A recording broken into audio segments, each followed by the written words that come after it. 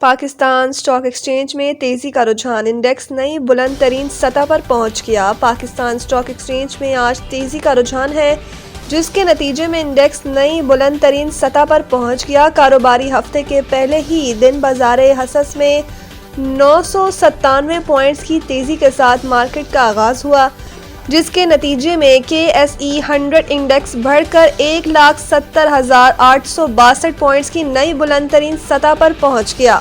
بعد ازاں مارکیٹ میں اتار چڑھاؤ جاری رہا اور مجموعی طور پر 525 پوائنٹس کی تیزی کے ساتھ انڈیکس 1,70,369 پوائنٹس کی سطح پر آ گیا، جس کے بعد مزید بڑھتے ہوئے 974 پوائنٹس کے اضافے سے 1,70,829 پوائنٹس کی سطح کو چھو گیا، جو کہ بدستور بازار حصص کی بلند ترین شرح ہے۔ واضح رہے کہ پاکستان اسٹاک ایکسچینج کے لیے رواں سال غیر معمولی رہا ہے، جہاں بینچ مارک KSE 100 انڈیکس میں تقریباً 40% اضافہ ہوا، جو خطے کی بیشتر منڈیوں سے کہیں بہتر کارکردگی ہے۔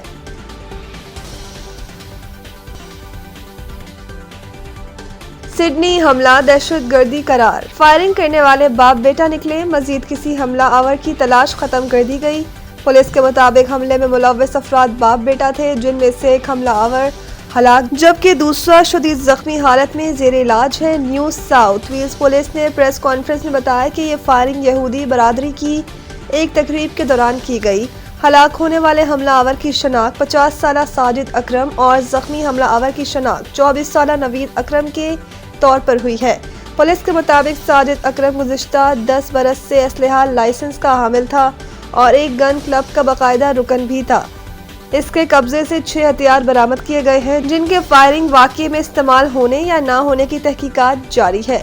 پولیس نے جائے وقوع کی قریب سے 2 فعال دیسی ساختہ دھماکہ خیز مواد بھی برآمد کیے، جنہیں محفوظ بنا دیا گیا ہے۔ حکام کا کہنا ہے کہ مزید کسی حملہ آور کی تلاش ختم کر دی گئی ہے، تاہم واقعے کے مرکوحات اور پس منظر کی تحقیقات جاری ہے۔ فائرنگ کے نتیجے میں 16 افراد ہلاک اور 40 زخمی ہوئے۔ پولیس کی جوابی کارروائی میں ایک حملہ آور موقع پر ہلاک ہو گیا، جبکہ دوسرا شدید زخمی حالت میں گرفتار کر لیا گیا۔ واقعے کے بعد آسٹریلوی حکومت نے یوم سوگ کا اعلان کیا ہے اور سرکاری عمارتوں پر قومی پرچم سرنگوں رہے گا۔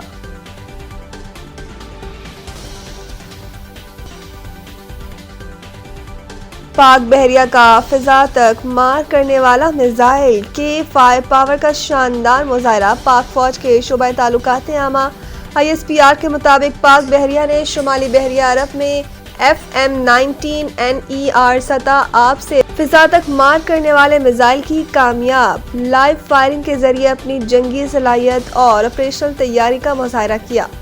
بتایا گیا ہے کہ فائر پاور کے اس مظاہرے کے دوران انتہائی تیزی سے فضائی اہداف کو کامیابی سے نشانہ بنایا گیا۔ لائیو میزائل فائرنگ کا کامیاب مظاہرہ پاک بحریہ کی آپریشنل صلاحیت اور حربی تیاری کا منہ بولتا ثبوت ہے۔ ترجمان کے مطابق commander Pakistan fleet rear admiral Abdul Muneeb نے فائر پاور ڈسپلے کا مشاہدہ کیا اور پاک بحریہ کی آپریشنل تیاری پر اطمینان کا اظہار کیا۔ کمانڈر پاکستان فلیٹ نے فائرنگ میں حصہ لینے والے افسران اور جوانوں کی پیشہ ورانہ مہارت، عزم اور لگن کو سراہتے ہوئے کہا کہ پاک بحریہ ہر صورت ملکی سمندری دفاع اور قومی بحری مفادات کے تحفظ کے لیے پرعزم ہے۔ فلیٹ کمانڈر نے اس عزم کا اعادہ کیا کہ پاک بحریہ کسی بھی چیلنج سے نمٹنے کے لیے ہمہ وقت تیار ہے۔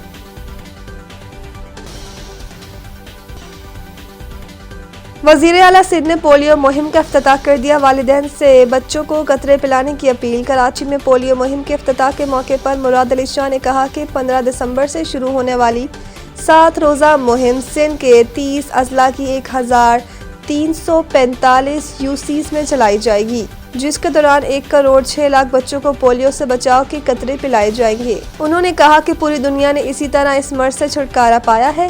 یہ شرمندگی کا باعث ہے کہ دنیا میں صرف پاکستان اور افغانستان میں پولیو ہے۔ اس کا صرف ایک علاج ہے کہ ہم پولیو سے بچاؤ کے قطرے پلائیں۔ دیگر مسلم ممالک اسلامی نے بھی بچوں کو پولیو کے قطرے پلا کر یہ مرض ختم کیا۔ وزیر اعلیٰ سندھ کا کہنا تھا کہ پچھلے سال بھی 30 بچوں میں پولیو وائرس کی تصدیق ہوئی، جن میں سے 9 کا تعلق سندھ سے تھا۔ یہ مرض کم ہو گیا تھا مگر کچھ سالوں سے دوبارہ بڑھا ہے۔ انہوں نے مزید کہا کہ اس مہم میں 80,000 سے زائد فرنٹ لائن ورکرز حصہ لیں گے، جن کی حفاظت کے لیے 21,000 اہلکار تعینات ہوں گے۔ والدین سے عوام سے اپیل ہے کہ وہ بچوں کو پولیو کے قطرے ضرور پلائیں۔ شدید دھند سے حد نگاہ کم، موٹر وے کو مختلف مقامات سے بند کر دیا گیا۔ ملک کے مختلف شہروں میں دھند کے باعث حد نگاہ کم ہونے سے موٹر وے کو متعدد مقامات سے بند کر دیا گیا۔ موٹر وے M3 فیض پور سے درخانہ تک، جبکہ موٹر وے M4 کو پنڈی بھٹیا سے عبدالحکیم تک بند کر دیا گیا۔ موٹر وے M5 شیر شاہ سے ظاہر پیر تک بند کی گئی۔ قومی شاہراہوں پر بھی حد نگاہ انتہائی کم ہونے کے باعث ٹریفک کی روانی شدید متاثر ہے۔ ترجمان موٹر وے پولیس نے شہریوں کو فوگ لائٹس استعمال کرنے اور غیر ضروری سفر سے گریز کرنے کی ہدایت کی ہے۔ PCB چیئرمین نے HBL PSL 11 کی ونڈو کا اعلان کر دیا۔ HBL PSL کا میلہ اگلے برس 26 مارچ سے 3 مئی تک مختلف شہروں میں سجے گا۔ HBL PSL 11 کے توسیع مرحلے کی تیاریاں تیز کر دی گئی ہیں تاکہ 6 کے بجائے 8 ٹیموں کو میدان میں اتارا جا سکے۔ پاکستان کرکٹ بورڈ 8 جنوری 2026 کو اسلام آباد کنونشن سینٹر میں نئی ٹیموں کی نیلامی کا انعقاد بھی کرے گا، جہاں HBL PSL کی 2 نئی فرنچائز کے حقوق پیش کیے جائیں گے۔ اس نیلامی کو براہ راست نشر کیا جائے گا، جس سے شفافیت کو یقینی بنایا جائے گا اور دنیا بھر کے ممکنہ سرمایہ کاروں اور کرکٹ شائقین کو عالمی سطح پر رسائی حاصل ہوگی۔ یاد رہے کہ HBL PSL مسلسل بین الاقوامی دلچسپی حاصل کر رہا ہے، جو لیگ کی بڑھتی ہوئی تجارتی قوت، عالمی سطح پر پھیلتے ہوئے اثر و رسوخ اور طویل مدتی ترقی کے امکانات کی عکاسی ہے۔ عالمی شراکت داروں کے ساتھ حالیہ روابط نے لیگ کے کاروباری ماڈل پر اعتماد میں اضافہ کیا ہے اور دنیا کے صف اول کی T20 لیگز میں اس کے اسٹینڈنگ کی تصدیق کی ہے۔